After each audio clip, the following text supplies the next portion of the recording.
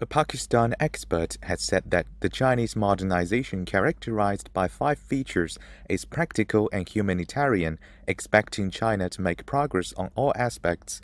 All of them are look to be very practical, and it can be possible. They will make progress definitely on all aspects. Three of them are totally kind of humanitarian. So bringing the people up and with the environment and prosperity for everybody, peaceful development and all those. These are very high values that they are addressing in these 2-3 points. Plus the innovations that they are talking about, that they need to modernize further. It's not that they haven't modernized them in the last 50 years. They have. Excellent job. And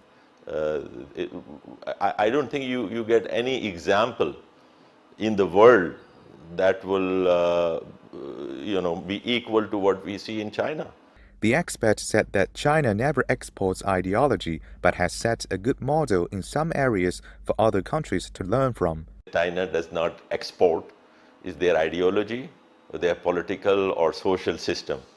They are ready to cooperate and work with the nations with entirely different system.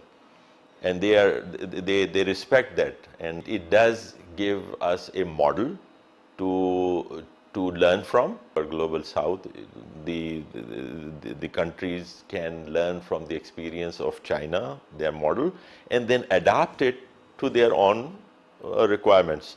But what are the main things that they have done to alleviate the poverty and bring their people to the top? The health care or the education, food, these are the major requirements for living. They're doing good in addressing them with their plans and the system that they have.